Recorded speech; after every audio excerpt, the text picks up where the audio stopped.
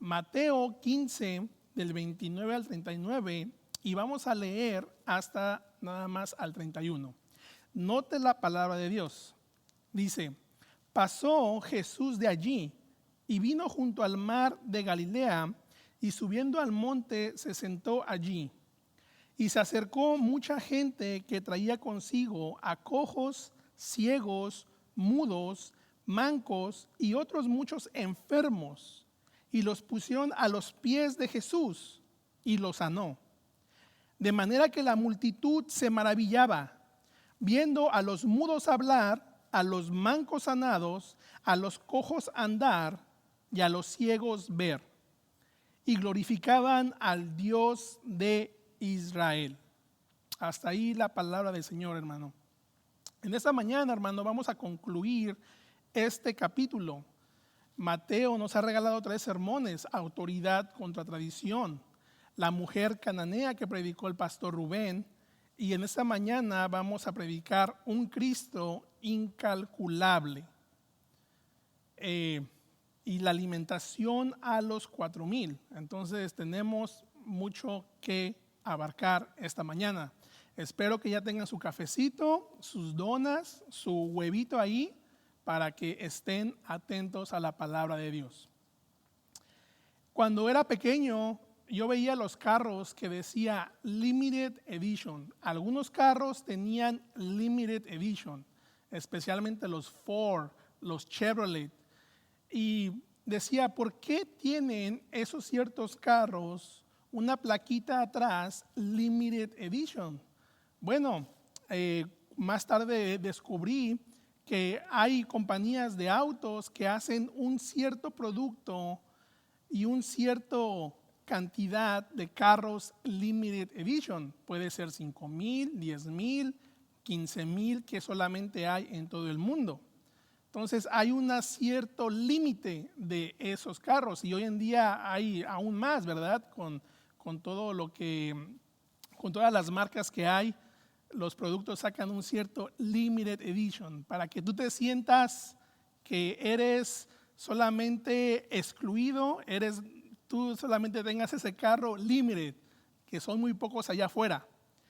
Bueno, Cristo, hermano, es un Cristo ilimitado, un Cristo incalculable, un Cristo para todos. No importa la raza, no importa el color, no importa la cultura, Cristo es ilimitado, es para todos. Pero cuando Él vino a hacer ministerio, vino a un cierto grupo de personas, vino al judío primero, ¿verdad? Entonces estaba un poco limitado, todavía no se estaba yendo con los gentiles, pero Mateo, hermano, nos está enfatizando con la historia de hoy, y cuando predicó el pastor de la mujer cananea, Mateo nos está enseñando que mi Señor Jesucristo está volteando a los gentiles, a los no judíos. Y Mateo va a hacer este énfasis de que los gentiles también van a ser alcanzados por el evangelio. Entonces vamos a mi primer punto, porque el tiempo se pasa muy rápido y el reloj no para, hermano. Un Cristo incalculable. Mi primer punto es la aceptación gentil. Note que Jesús vino a una región que se llamaba Decápolis. Marcos nos dice que él vino a Decápolis. Esta región era una área formada de 10 pueblos o ciudades prácticamente gentiles. Los historiadores dicen que hoy puede ser Líbano. Entonces, por ahí está la idea. Pero note, mi Señor Jesucristo, después que Jesús se fue de Israel, salió de Jerusalén, se fue de Tiro y de Sidón, salieron para allá. Ahí en el 21 se fue para allá, sabemos, la mujer cananea. Y después Cristo de ahí, en cuanto hace el encuentro de la mujer cananea, mi Señor Jesucristo se va al monte y se sentó allí. Debemos de mencionar que Cristo sale a una área gentil, a una área no judía, a una área pagana, a una área donde adoraban a dioses falsos, a becerros de oro, a figuras. Todos los mitología griega tienen cientos, infinidad de dioses paganos. Entonces, mi Señor Jesucristo va así a esta sección, a esta área. Incluso los discípulos, ¿verdad? Dijeron, oye, esta mujer está gritando, despídela. Jesús la ignora y bueno, si usted quiere escuchar el sermón, vaya a Spotify o vaya a YouTube. Pero vemos que los discípulos eran un poquito, no querían la multitud, nada más querían a Jesús para ellos. Y mi Señor Jesucristo vamos a ver aquí en esta sección. Pero note Mateo lo que dice, que Jesús se sentó en un monte y se sentó allí. Mateo no nos da la enseñanza de mi Señor Jesucristo, de qué enseñaba, pero sabemos qué enseñaba mi Señor Jesucristo. Pero noten el 30 que dice, y se le acercó mucha gente que traía consigo a cojos, a ciegos, mudos, mancos y otros muchos enfermos. Mateo, hermano, lo que está haciendo es, se está enfatizando en el poder divino de mi Señor Jesucristo. Y esto no es nada nuevo en Mateo, porque hemos visto muchos milagros en Mateo. Pero note, hermano, que mi Señor Jesucristo va a hacer milagros, va a demostrar su poder a esta gente, a estos gentiles. Note la respuesta de esta gente. De manera que la multitud se maravillaba, se sorprendía, se asombraba. Entonces, estos milagros que mi Señor Jesucristo estaba haciendo venían solamente del poder de Dios. Y ahora, hermano, estos milagros no son milagritos. Note el texto, quiero que observe el texto, porque aquí hay muchos adjetivos. Mateo está enfatizando en la gente enferma, y no nada más en la gente enferma. Note que trajeron a gente cojos, literalmente que no tenían un pie, ciegos, no podían ver, ¿sí? Mudos que no podían hablar. O sea, esto es algo físico muy grave. Y aquí me llama la atención la palabra manco, porque literalmente viene del griego, que significa que es algo del cuerpo humano que es incapaz de ser usada. O sea, que incluye una mutilación perdida total. O sea, literalmente, hermano, venía gente que no tenían pies, manos, una oreja. Literalmente venían mutilados. Ese es lo que está diciendo Mateo. Pero lo que me llama más la atención es que la Biblia de las Américas ocupa este mismo palabra. Mateo 15:31 dice, de modo que la muchedumbre se maravilló al ver que los mudos hablaban. Note aquí, los lisiados quedaban restaurados. ¡Wow! Yo estaba estudiando esto y dije, incluso platicando con el hermano Eric en la semana, literalmente Jesús restauraba sus extremidades.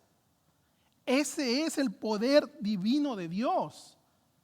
Ese es el poder divino que lo iba a identificar como el Dios de Israel, no como un Dios pagano.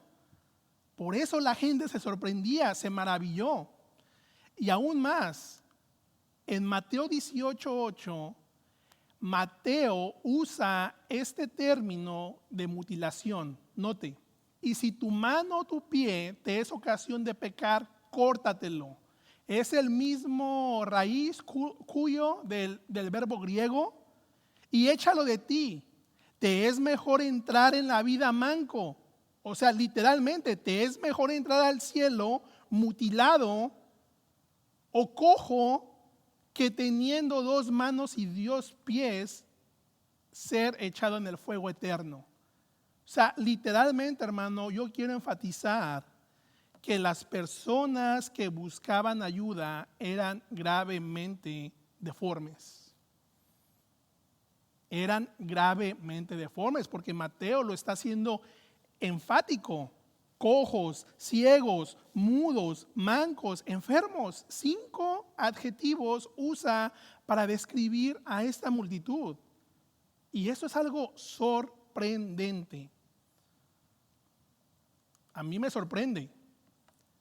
Por tanto, hermano, la transformación que estaba haciendo mi Señor Jesucristo, los estaba sanando, era asombrosa. Y es que Jesús era Dios mismo encarnado.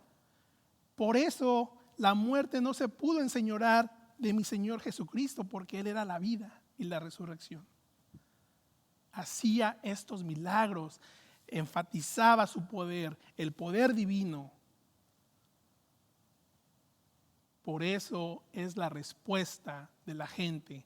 Note la respuesta de la gente al ver ese poder sobrenatural, ese poder divino de mi Señor Jesucristo. Note, esta gente pagana se dio cuenta que no importa, que literalmente estas sanidades venían del Dios único, del Dios verdadero de Israel. Note la respuesta en el versículo 31, casi al final.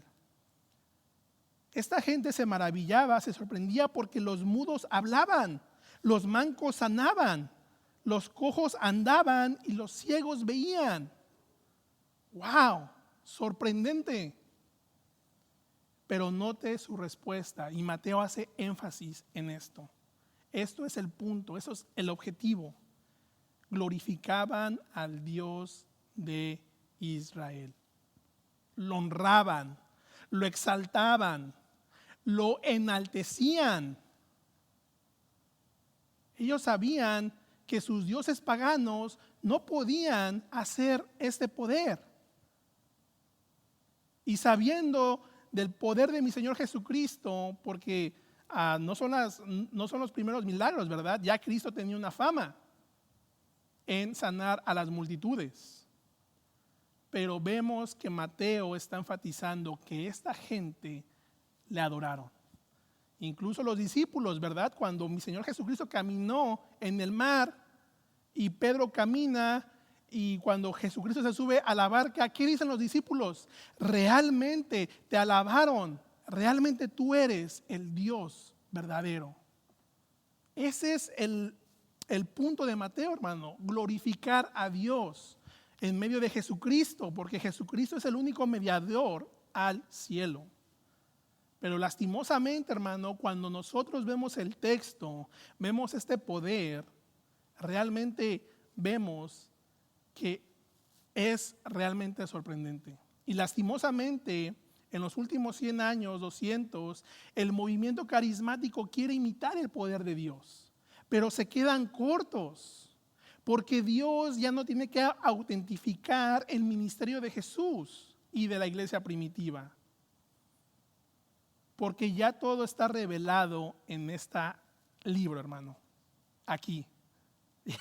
Ya no tenemos más revelación, aunque más. Gracias a Dios por esto, porque eso es lo único que necesitamos, y yo veo el poder de mi Señor Jesucristo. Dios no es un títere. Dios no está a disposición del ser humano. No podemos jugar con el poder de Dios. Así es que, hermano, no acepte imitaciones del poder de Dios. ¿Quiere ver el poder de Dios, hermano? Lea la Biblia. Observe lo que mi Señor Jesucristo hablaba y su corazón lo va a alabar. Es decir, sorprendente.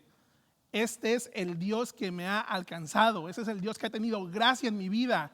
Ese es el Dios que me ha resucitado porque yo estaba en mis delitos y pecados, y Dios me ha alcanzado con ese mismo poder y me ha sellado para su gloria. Gracias a Dios por la aceptación gentil.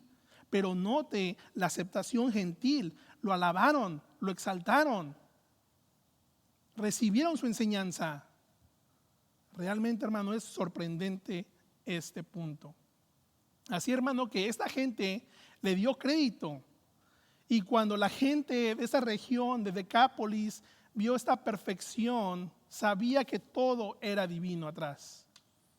Pero qué gran contraste, hermano. La serie se llama Rechazo y Aceptación. Vemos que los gentiles aceptan los milagros. Vemos que los gentiles le dan la gloria al Dios de Israel. Pero qué gran contraste cuando los escribas y fariseos decían que ese poder era del diablo, que era de Belcebú. Note, Mateo 12:24 dice, pero cuando los fariseos lo oyeron, dijeron, este no expulsa a los demonios, sino por Belcebú, el príncipe de los demonios. Rechazo. Tú haces esos milagros porque tienes el príncipe de los demonios. ¡Wow! Gente que rechazaba a mi Señor Jesucristo, gente mala. Y vemos cada vez más este aumento de rechazo de la religiosidad. Y esa religiosidad lo va a acabar crucificándole. Pero quiero enfatizar, hermano, veamos la aceptación gentil como mi primer punto, que ya lo expliqué. Entonces, ¿qué aprendemos de esto, hermano? Bueno, lo mejor está por venir. Cristo nos muestra una probadita, ¿verdad? Una pincelada de aquel gobierno perfecto milenial. No va a haber lloro. Apocalipsis 21 dice así, Dios vivirá con ellos y ellos serán suyos para siempre. En efecto, Dios mismo será su único Dios. Va a haber un tiempo, hermano, que Dios va a ser el único Dios. Va a limpiar todo, va a separar el trigo y la cizaña. Dice, y Él secará sus lágrimas y no morirán jamás. Tampoco volverán a llorar ni a lamentarse, ni sentirán ningún dolor porque lo antes que existía ya ha dejado de existir. Yo, hermano, espero ese gobierno milenial. Yo lo anhelo. Señor, llévame. Ya ven por tu iglesia. Estamos listos. Tengamos, hermano, nuestra mirada en el reino perfecto de Cristo. Y esas promesas los vemos solamente en la Biblia, en la revelación de Dios. Le voy a contar algo. En el 2004 salió un libro que en inglés se llama Your Best Life Now, que se puede traducir como su mejor vida ahorita. Y me reservo el nombre del autor, pero si usted lo quiere conseguir, búsquelo en el internet. Pero ese es el mensaje, tu mejor vida ahora. La única manera, hermano, de que esto sea verdad es si tú vas al infierno. Porque si tú vas al cielo, esta no es tu mejor vida. Eso es lo que enseña la Biblia, hermano, que hay un mundo, hay un reino milenial por venir, que somos criaturas de tiempo, que vamos a tener aflicción, que no nos enamoremos de este mundo. Sin embargo, esa no es mi mejor vida. Mi mejor vida viene, porque este mundo me aflige. Pero en Cristo estoy seguro. Ese mismo poder, hermano, que hacía Jesucristo está en mi vida, como sello, como garantía, como una cuota principal de que vamos a estar en el reino milenial de Jesucristo. Y bueno, ya me lo vienen elecciones, ¿verdad? Que el azul, que el rojo. Hermano, no se afane. Esos gobiernos están corruptos. Mejor hay que votar por el gobierno milenial de Cristo. Hay que poner ahí. Pero sin embargo hay que orar por nuestros gobernantes, definitivamente. Hay que tener un balance. Así, hermano, que Jesús sigue transformando vidas. Y así es, ¿verdad? Aquí en la iglesia, cuando nos congregamos, cuando nos vamos a congregar, viene gente sordas espiritualmente, viene gente ciegas espiritualmente, gente que viene con aflicciones. Pero ¿sabe qué, hermano? Cristo transforma. Cristo sigue transformando vidas. Y ¿sabe qué? Toda conversión es un milagro. Cada que alguien acepta a Cristo, que cuando pasa a un hermano aquí y entrega su vida a Cristo, wow, es un gozo porque vemos que nuestra salvación es un milagro. Y realmente como Cristo es un médico, Él sigue recibiendo a los pecadores. Y ¿sabe qué, hermano? Como usted que es cristiano, el mundo necesita ver esa transformación. Usted como seguidor de Cristo estamos llamados a ministrar no solo las necesidades físicas y temporales, sino también a llevar a las personas a que glorifiquen a Dios por medio de nuestra vida. Qué gran bendición, ¿verdad? Que alguien te conozca y digo, wow, ese hermano cambió, ya es diferente, se maneja diferente.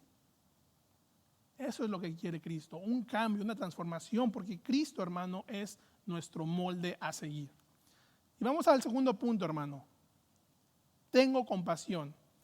Entonces, Cristo, hermano, se sienta en el monte, viene la multitud, los sana, les expone su poder, lo alaban, lo exaltan. Y note, versículo 32. Y Jesús, llamando a sus discípulos, dijo: tengo compasión de la gente, porque ya hace 3 días que están conmigo y no tienen qué comer. Y enviarlos en ayunas no quiero, no sea que se desmayen en el camino. Tengo compasión. Qué ternura la de mi Señor Jesucristo, ¿verdad? Literalmente en el griego así aparece. Siento gran ternura por la gente. ¿Sí? Mi Señor Jesucristo sentía un afecto profundo de cada persona de la multitud. Y esto no es nuevo, hermano. Mateo nos está enfatizando mucho esta palabra de compasión. Y déjeme y le doy algunos textos. Mateo 9:36 dice así: y viendo las multitudes, tuvo compasión de ellas, porque estaban angustiadas y abatidas como ovejas que no tienen pastor. Mi Señor Jesucristo, que quiere perdonar a pecadores, están abatidas, angustiadas, como ovejas sin dirección. Note Mateo 14:14, dice: y al desembarcar vio una gran multitud y tuvo compasión de ellos. Y otra vez ahí, sana enfermos. Y nuestro texto de hoy es que llama a los discípulos y dice: tengo gran ternura por esta gente. ¿Cómo los voy a mandar a sus casas sin comer? Se me van a desmayar. O sea que mi Señor Jesucristo, hermano, siente compasión por la necesidad física. Entonces Mateo, hermano, nos está enfatizando, nos está enseñando que Mateo, guiado por el Espíritu Santo, nos está haciendo ver esta característica de Dios. Porque aún Dios es misericordioso, tiene compasión. Y Cristo definitivamente igual tiene ese mismo carácter porque es Dios también. Entonces vemos que Mateo nos está diciendo que Jesucristo tenía eso en mente, la compasión.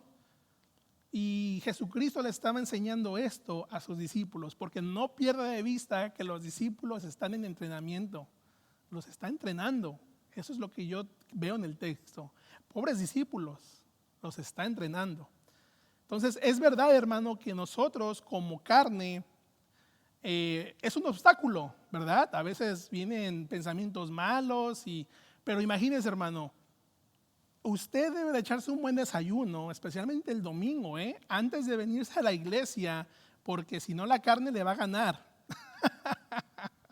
Así es de que cuando regresemos, hermano, yo le recomiendo que se eche un buen desayuno, incluso hasta predicador. Mi esposa me dice: hey, desayuna bien porque necesitas energía. Y pues sí, hermano, pues imagínate, me vengo en ayunas aquí, me voy a desmayar a medio sermón. Hermano Rubén va a tener que acabar el sermón. Entonces, literalmente, hermano, tenemos algo físico que nos debilita y el Señor Jesucristo se preocupa por esa multitud para que no desmaye. Entonces, yo desayuno los domingos, un buen desayuno, antes de los estudios también, y cuando vamos con Carlos a su casa, pues bueno, después de ahí comemos. ¿Ok? Entonces, ¿qué nos enseña Jesucristo, hermano, sobre la debilidad física? Bueno, Cristo entiende muy bien la debilidad física porque Él también fue hombre. Y Él sabe que necesitamos alimentos para nuestros cuerpos. Así, hermano, que Cristo nos enseña aquí que Él no solamente está preocupado por sus almas, pero cuando Él los sana, cuando Él les expone, vemos que Él también se preocupa por su necesidad física, necesidad humana. Entonces, el motivo de este milagro fue simplemente para suplirles la necesidad humana. Entonces, hermano, vemos que mi Señor Jesucristo sabe tus necesidades físicas, sabe que tienes que comer y también sabe las espirituales. Entonces, Él nos ha proveído la palabra de Dios, que es espiritualmente, que es el pan de vida. Y Él también se preocupa por ti, hermano, por que no te falte de comer.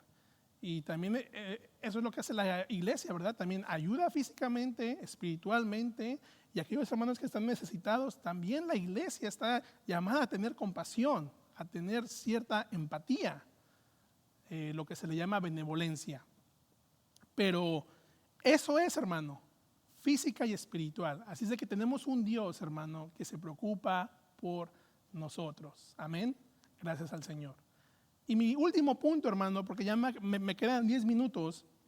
Ahora sí puse mi reloj, porque luego me voy al 40 y van a decir, no, ya voy a apagar la tele. Note el último punto, hermano, la demostración. Y quiero que en los últimos minutos veamos la atención a los discípulos, porque los discípulos al parecer ya están cambiando, están echándole más ganas. Note, en el 33, entonces sus discípulos le dijeron, ¿de dónde tenemos nosotros tantos panes en el desierto para saciar a una multitud tan grande? Jesús les dijo, ¿cuántos panes tenéis? Y ellos dijeron, 7 y unos pocos pececillos. Wow. Bueno, aquí vamos a ver la sugerencia de ellos. Ahora los discípulos no les están diciendo, despide a la gente como la última alimentación en los 5,000. Le dijeron a mi Señor Jesucristo, despide a esta gente, ya es tarde, ya que se vayan, porque no, ¿qué van a comer? Aquí los discípulos están como que cambiando, ¿verdad? Diciéndoles, oye, ¿de dónde vamos a sacar tanta comida para darles de comer? ¿Por qué harían esa pregunta, hermano, a mi Señor Jesucristo? Bueno, hay 3 hipótesis. La primera es de que humanamente era imposible dar a comer a tanta multitud en un lugar como aquel. Era en el verano, era un lugar desierto, era remoto, no había ni pasto. La segunda hipótesis, a lo mejor ellos pensaron que Jesús no haría esa clase de milagro en territorio gentil. A lo mejor dijeron, pues son gentiles, no creo que Jesús comparta el pan con ellos. Y la tercera, a lo mejor ellos dijeron, ¿sabes qué? A lo mejor Jesús no va a hacer el milagro como los 5,000 debido a que la multitud anterior lo habían tratado de hacer rey, porque pues eran judíos, estos eran gentiles. O a lo mejor ellos se olvidaron de que Jesús tenía el poder. Pero mire, en mi opinión, esa es mi opinión, ellos sabían que el Señor podía saciar una multitud tan grande, pero ellos no podían hacerlo. O sea que ellos dicen, ¿de dónde tendremos tantos panes? Una sugerencia. Pero recuerde que los discípulos, hermanos, están en entrenamiento. No seamos tan malos con los discípulos. A veces los criticamos, ¿verdad? Pero están en entrenamiento, ¿ok? Así es de que se vale. Pero aquí va la enseñanza, hermano. Jesús quería que ellos aprendieran la realidad práctica de la compasión divina. Él quería que ellos participaran por la preocupación de las necesidades cotidianas del pueblo. Entonces Jesús les está diciendo que también debemos de abarcar la necesidad humana. Pero note lo que dice mi Señor Jesucristo en el 34. Él les dice, ¿verdad? Tiernamente. Jesús les dijo, ¿cuántos panes tenéis? O sea, humanamente, ¿cuánto tienes? Porque pues yo les voy a demostrar una vez más mi poder. ¿Con cuánto tienes? ¿Qué es lo que tienes? Y le dijeron, ¿verdad? 7 y unos pocos pececillos. O sea que ellos estaban dispuestos. Ellos estaban dispuestos a compartir el pan con aquella gente. Entonces Jesús, antes de actuar, quería ver el poco material que se disponía para que su poder brillase con mayor resplandor. Ok, nada más tienes 7, te voy a demostrar que tienes la intención, y Jesús hace el milagro. Note que tomando los 7 panes, los peces, dio gracias, los partió y dio a los discípulos y a la multitud, comieron todos y se saciaron. Recogieron lo que sobró y eran 7 canastas llenas. Y eran los que habían comido 4,000 hombres, sin contar las mujeres y los niños. Entonces, despedida la gente, entró a la barca y vino a la región de Magdala. Bueno, hermano, la alimentación de los 5,000 y de los 4,000 que Mateo nos regala y que también Marcos nos regala son realmente verdaderos. Yo cuando empecé a estudiar este texto dije, wow, ¿este milagro se repite? Bueno, vemos que no. Vemos que mi Señor Jesucristo se preocupa por la gente gentil. Entonces, algún contraste de la alimentación de los 5,000, lo que me llama más la atención es de que cuando Jesucristo da de comer a la gente de los 5,000, a los judíos, sobraron 12 canastas. Y en este milagro sobraron 7 canastas. Y el verbo que ocupan de canastas en esta alimentación de los 4,000, esas canastas eran enormes, más grandes. Entonces Jesucristo les da aún de más. Y pues bueno, a la multitud no hubo respuesta popular en este milagro. En la otra, ellos trataron de hacerle rey. Pero aquí lo que yo quiero que vea, hermano, es de que los gentiles son tan importantes para Dios como los judíos. Jesucristo no los trató de manera desigual, los trató de manera igualitariamente. No hubo una distinción. Les dio milagros, les dio pan, tuvo compasión. Entonces es impresionante, hermano, que Mateo nos regala estos dos contrastes, la alimentación de los 5,000 y de los 4,000. Y aquí la pregunta ya para acabar es, ¿cómo se entra al banquete? Por eso le puse a mi sermón, ¿verdad? Un Cristo, le puse un Cristo inmesurable, incalculable, o sea que no hay límites, es infinito, es ilimitado. Por eso es de que la compasión de mi Señor Jesucristo, hermano, no es limitada, es para todo aquel. Pero aquí va una pregunta, hermano, ¿cómo se entra al banquete? Bueno, simplemente fe en Jesús, reconociéndolo como Mesías, como el mediador. Y me gusta cómo lo dice este autor, Thomas Watson, en su libro. Dice así, Jesucristo es la suma total y la sustancia más pura del Evangelio, la maravilla de los ángeles, el gozo y el triunfo de los santos. El nombre de Cristo es dulce, es música en el oído y miel en el paladar. No hay otro Salvador, tampoco no hay salvación en nadie más. Así como hubo solo una arca para salvar al mundo del diluvio, así solo hay un Cristo que salva a pecadores de la condenación eterna. Eso es un puritano que lo escribió en 1620, impresionante. Y aquí va otra pregunta, hermano. ¿Quién está invitado a la mesa del maestro? Todos, literalmente, judíos y gentiles, no hay límite. Así Jesucristo nos está pintando un Cristo incalculable, un Cristo que tiene compasión por extraños, gracia ilimitada. Y me gusta cómo lo pone este comentarista Wiersbe. Dice, no nos atrevamos a limitar a Cristo a alguna nación o pueblo. El evangelio vino al judío primeramente, pero hoy es para toda persona en toda nación, porque todo aquel que invocare al nombre del Señor será salvo. Hermano, predique, tenga compasión por aquellas almas que están perdidas. Tenga compasión, usted es un vaso y usted es un canal para compartir esta compasión. Este Cristo incalculable. No limita a Cristo, hermano. Viva a Cristo, predica a Cristo. Y ya para acabar, hermano, nuestro Señor permanece con nosotros en la iglesia. Todos los días de nuestra vida. Y gran número se añaden al cuerpo de Cristo. Se suben al barco, es decir, la iglesia. Pero esa es nuestra gracia de mi Señor Jesucristo. Esta es lo que Mateo nos está diciendo. Un Cristo sin límites y no hay distinción. Es cierto que vino al judío primero, pero mi Señor Jesucristo nos dice que también al gentil lo trata por igual.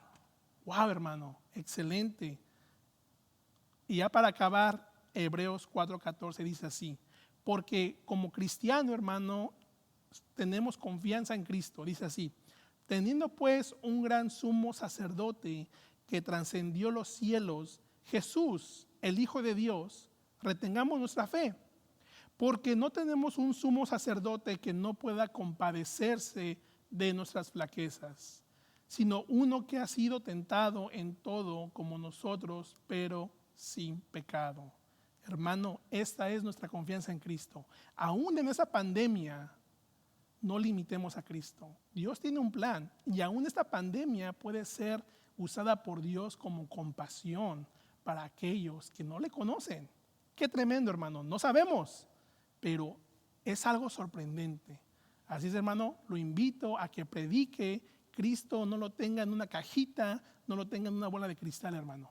Es porque es un Cristo incalculable, ilimitado. Amén. Vivamos a Cristo. Vamos a orar.